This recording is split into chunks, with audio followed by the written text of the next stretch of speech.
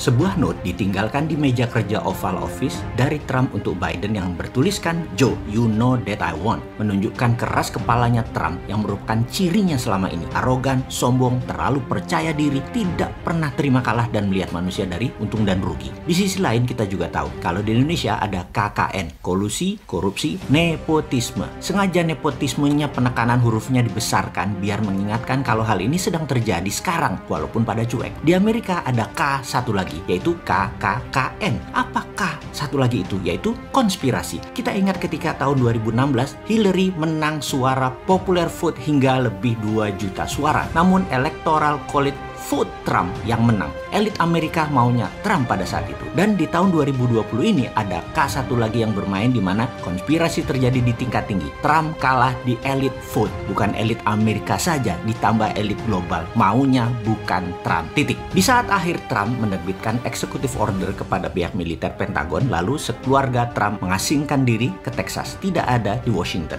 Malam sebelum inaugurasinya Biden, Chris Miller, pemegang mandat, berdiskusi ketat dengan Biden untuk peralihan kekuasaan dengan banyak pesan yang akhirnya disepakati. Maka dilantiklah Biden dengan damai. Ada beberapa persyaratan militer dengan super semar Insurrection Act-nya sebagai bahan negosiasi yang disetujui, yaitu anggaran militer 4 tahun ke depan $3 triliun atau 3.000 billion dolar. Tetap perang dengan Tiongkok dalam superpower competition. Trump tidak ada tuntutan hukum dan pengembalian semua bisnis Trump yang dijegal banyak pemerintah daerah. Semua akhirnya ketemu komprominya dan tidak ada dar-der-dor. Lalu kita tahu Partai Demokrat yang pro-aborsi, pro-LGBT, pro-transgender, pro-imigran membongkar semua proteksi Trump yang anti-imigrasi, anti-minoritas nakal, anti-Tiongkok, anti-LGBT, dan sangat white supremacy menjadi multicolor. Sekarang Amerika kembali ke masa bebas, sangat berwarna, seperti masa hippies, hang loose, semua ini seru memang bernegara mereka itu. Amerika punya 2 sistem gaya pemerintahan namun tetap satu tujuan, world domination. Demokrat lebih mirip sosialis, Republikan mirip kapitalis, namun tetap liberal. Sosialisnya bebas liberal, kapitalisnya liberal. Lambang patungnya saja sudah liberty.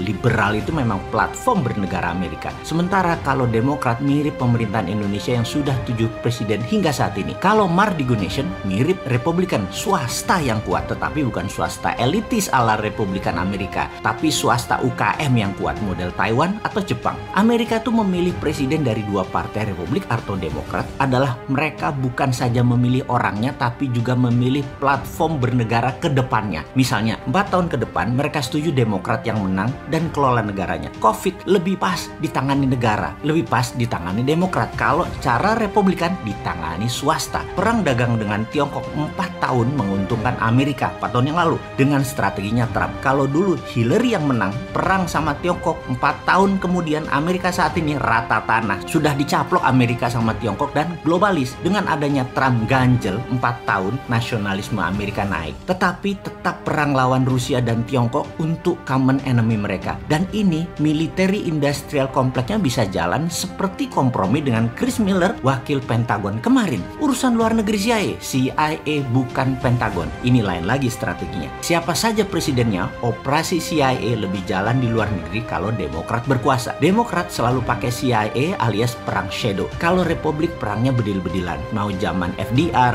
Lincoln, Bush, Reagan, bedil yang keluarnya. Tapi penyebab perangnya semua partai Demokrat. Jadi Republikan negaranya pasti jadi kaya karena ekonominya tumbuh. Demokrat buang-buang uang yang dibuat partai Republik. Itu biasa, itu sejarah lama Amerika. Namun ada juga di zaman Demokrat ekonominya membaik, yaitu zaman Clinton. Bikin uangnya bagus. Zaman Obama belangsak Demokrat. Namun zaman Clinton, ASEAN Indonesia disikat hitman sampai lepas Timur Timur dan rupiah terjun bebas dari 2.500 ke 14.000. Sampai sekarang rupiah belum pernah kuat lagi. Jadi Mardigo Nation ini antitesa 7 bentuk pemerintahan Indonesia sebelumnya. 7 pemerintahan sebelumnya mirip Partai Demokrat Amerika, sosialis, liberal. Suatu hari Indonesia akan punya platform penyeimbang. Swasta, bottom of pyramid, aliran politiknya patriotik nasionalis, aliran ekonominya kapitalis wong cilik. Wong cilik pegang kapital, ekonomi penguasa pasar. Masa kita milih presiden namun siapa aja presidennya platformnya sama, ikut IMF lah, BUMN sebagai agen perubahan lah, itu kuno. Ganti ke depannya. Dengan bergantian,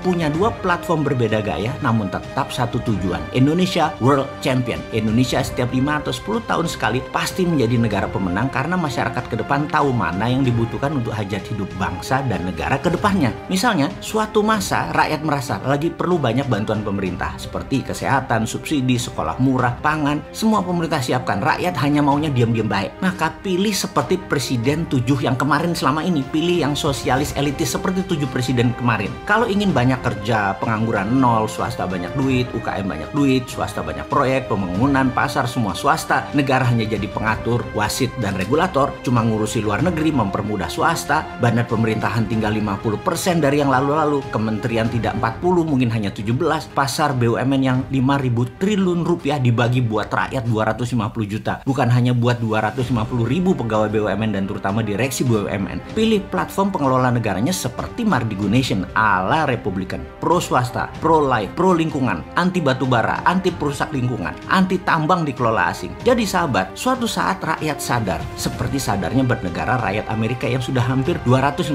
tahun merdeka, bahwa penentu masa depan mereka bukan hanya di manusianya who run the show, tapi platform bernegaranya harus jelas. Kita Mardigu Nation menawarkan beda dengan 7 presiden yang lalu. Untuk anak muda new mind, pilih masa depan mereka ke depan. Perlu yang seperti apa?